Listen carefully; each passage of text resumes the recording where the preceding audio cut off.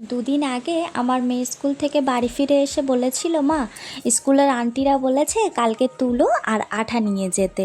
তো আমি তখন বুঝতে পারিনি যে তুলো আর আঠা নিয়ে কি করবে, কিন্তু কিনে দিয়ে দিয়েছিলাম।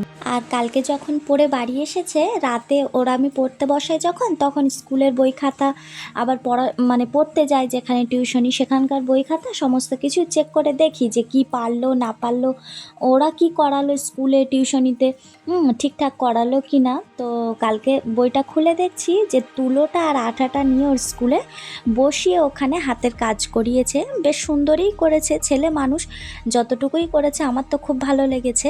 তো দেখো এখন আমি ওকে রেডি করিয়ে স্কুলে পাঠিয়ে দেব।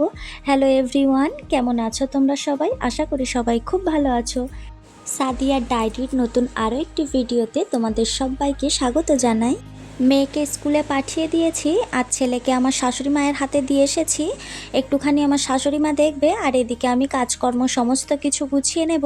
তো আমি এখানে কি করেছি, ভাতটা আগে বসিয়েছি, তারপরে হলো গিয়ে এই যে বাসন কোসনগুলো সকালবেলা ধুয়েছিলাম, তো সেগুলো ভালোভাবে যেটা যেখানে থাকে সেটা সেখানে গুছিয়ে নেব।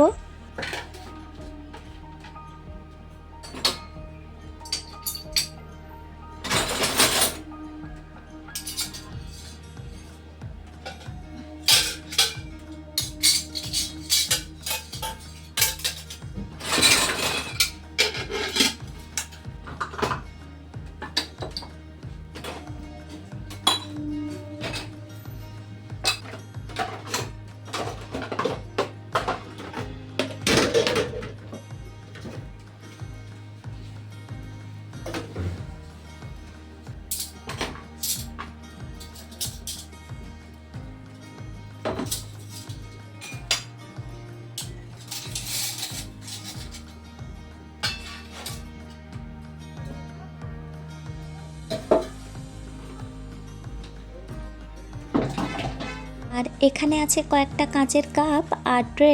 এটা আমি বার করেছিলাম কালকে আমার শোকেস থেকে, কারণ কাল রাতে কয়েকটা আত্মীয় এসেছিলো আমাদের বাড়িতে।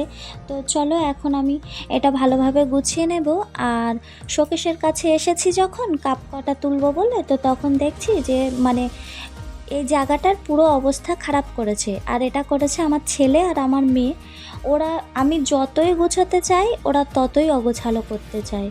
উপরের তাকটাতেই কয়েকটা আমার টুকিটাকি যা সাজগোজের জিনিসপত্র থাকে, বেশি তো কিছু কিনি না আর কিছু রাখিও না, কেননা ও সারাক্ষণ খোলে, সারাক্ষণ ফেস পাউডার আইলাইনার সমস্ত কিছু গুঁড়ো গুঁড়ো করে দেয় সব কিছু। বাচ্চা মানুষ সামলাতে পারে না, হাত থেকে পড়ে যায়, সঙ্গে সঙ্গে ভেঙে যায়।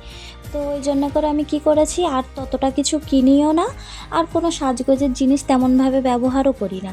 উপরের তাকটা সম্পূর্ণ আমার মেয়ে ঘাঁটাঘাঁটি করে, আর দ্বিতীয় তাকটা নিচের তাকটাতে আমার ছেলের খেলনা কটা কি আছে আর যা প্লেট রয়েছে ও ঘাঁটাঘাঁটি করে, সারাক্ষণ উপর নিচে করতেই থাকে, কাঁচ খুলে সমস্ত কিছু বার করতে থাকে। যদি আমি বাইরে বার করে রেখেও দেবো তাও ওগুলো নিয়ে খোলাখুলি করবে। আর এই যে চলে এসেছে আমার শাশুড়ি মায়ের কাছ থেকে, আর এখন আমার কোলে উঠেছে। আমি বলছি টাটা দে বাবু, ও টাটা দিচ্ছে, বলছি চুমো দে, ও চুমো দেবে। এতক্ষণ পর্যন্ত আমি জানি না যে সংসার ফেলে, এরকম বাচ্চা ফেলে আমাকে ডাক্তারের কাছে ছুটতে হবে।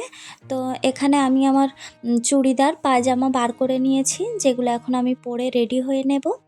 তো চলো আগে রেডি হয়ে নিই। তো এখানে আমি রেডি হয়ে গিয়েছি, জামা কাপড় পরে এবার বের হব। আর আমার যে এই সব সময়ের সঙ্গী আমার ব্যাগ, এটা তো থাকেই আমার সঙ্গে। আর এটা হলো বর্ষার আর গরমের সঙ্গী, বর্ষার সময়ও এটার খুব প্রয়োজন হয় আর গরমের সময়। আর এই যে সমস্ত কিছু তুলে রেখেছি সাজগোজ করে, কিন্তু এই পাউডারটা তোলা হয়নি, চলো পাউডারটা আগে তুলে রেখে দিই। আর এইবারে নিয়ে নেব এই ছোট্ট পার্সটা, এটা আমার মা দিয়েছে, এটা আমার খুব পছন্দ হয়েছে। টোটো এসে বাইরে দাঁড়িয়ে আছে, আগে বার হই। এই যে আমরা বেরিয়ে পড়েছি, এটা আমাদের পাড়ার মধ্যের রাস্তা আর এটা আমাদের বাজারের মুখের রাস্তা, পাড়ার ভিতর থেকে যে বড় রাস্তায় উঠি বাজারে যাওয়ার পথে, এটা সেই রাস্তা। আর এটা আমাদের বাইপাসের রাস্তা, এই বাইপাস ধরে গেলে ডাক্তারখানায় যেতে বেশি সময় লাগবে না, এক্ষুনি হয়ে যাবে। আর টোটোর মধ্যে শুধুমাত্র আমি আর আমার বড় ননদই আছি। আর যেতে যেতে রাস্তাটা দেখছিলাম, দুদিকে বড় বড় গাছ, এত ভালো লাগছিল। আর এই যে এসে গিয়েছি আমরা ডাক্তারখানার সামনে। তো চলো নেমে পড়ি। প্রথমে আমরা যখন বাইরে থেকে ভিতরে ঢুকছি তখন ভিতরটা একটু ফাঁকা ছিল। তো আমার ননদ বলছিল, রুবি জানিস তো আজকে আমার ডাক্তার দেখানো খুব তাড়াতাড়ি হয়ে যাবে, আমরা দুজন খুব তাড়াতাড়ি বাড়ি চলে যেতে পারবো, আজকে তো অত কোনো ভিড় নেই, দেখ একদম খালি আছে। তো ভালো, বেশ মনের আনন্দে যাচ্ছি। প্রথমেই আমরা যাওয়ার পরে কি করলো, সঙ্গে সঙ্গে এই চেয়ারটাতে বসার কথা বললো। প্রথমে গিয়েই সঙ্গে সঙ্গে এই চেয়ারটাতে বসতে হবে। আর চারদিকের ভিউটা দেখো কি ভালো লাগছে, তাই না? পাঁচিল থেকে যে গাছগুলো একদম সারি সারিভাবে নেমে এসেছে। আর যখন আমি ঢুকছিলাম তো ওই গেট দিয়ে, ওই যে একটা মেয়ে ওর মা হাত ধরে রয়েছে, তো ওকে দেখে তো খুব কষ্ট হচ্ছিল, খুব ছেলে মানুষ, তো ওর একটু মেন্টালি প্রবলেম হয়ে গিয়েছে, একটু নয় খুব বেশি ভালো প্রবলেম হয়ে গিয়েছে। তো দেখো বাইরে থেকে বসে বসে এখন আমরা ভিতরে এসে বসেছি। আর বসে বসে ভালো লাগছে না, তো আমি কি করেছি, আমার ননদের কাঁধে মাথা দিয়ে একটু চোখটা বন্ধ করে শুয়েছিলাম। আর এখন আমরা এসেছি উপরে, মানে নিচে থেকে অনেকটা লাইন দিয়ে এসেছি উপরে, তো নিচেটাও অনেকটা খালি ছিল, উপরে অনেক ভর্তি ছিল।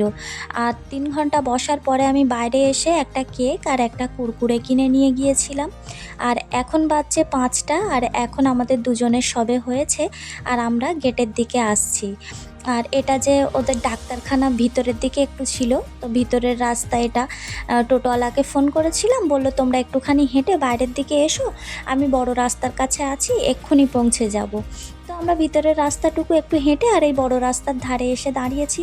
আর এক্ষুনি টোটোওয়ালা চলে এসেছে, ওই যে আসছে, এই টোটোটাতে করে আমরা এসেছিলাম। উনি বাড়িতে গিয়েছিল ভাত খাওয়ার জন্যে, স্নান করার জন্যে। তো টোটোতে উঠে বসছি আমি আর আমার বড় ননদ। এক তো বাড়িতে দুটো বাচ্চা রেখে এসেছি, 1টার সময় পুরো দুপুরবেলা বার হয়েছি, আর এখন আমরা টোটোতে যখন উঠছি তখন 5টা 10-15 হয়ে গিয়েছে। তো সেদিকে একটা টেনশান হচ্ছে যে বাচ্চাটা রেখে এসেছি, কি হবে না হবে। আবার কি করেছে, যত ওষুধ লিখেছিল ওখানে কটা পেয়েছে, আবার দুটো বাইরে থেকে নিতে হবে, মানে এখন পদ্মপুকুরে দাঁড়িয়ে অ্যাপোলো ফার্মেসিতে গিয়ে নিতে হবে। আর ওই ওষুধ তো বাইরে সব জায়গায় পাওয়া যায় না, তো পদ্মপুকুর থেকে ওষুধ দাঁড়িয়ে নিয়েও নিয়েছি। এবার আমরা ধরেছি বাড়ির রাস্তা, মানে আমাদের ওই বাইপাস ধরেছি। আজকের ভিডিওটা এই পর্যন্ত। সবাই ভালো থাকবে, সুস্থ থাকবে, সাবধানে থাকবে। আর আমার ভিডিওটা যদি তোমাদের ভালো লেগে থাকে তাহলে অবশ্যই লাইক, কমেন্ট, শেয়ার এবং সাবস্ক্রাইব করে আমার পাশে থাকবে।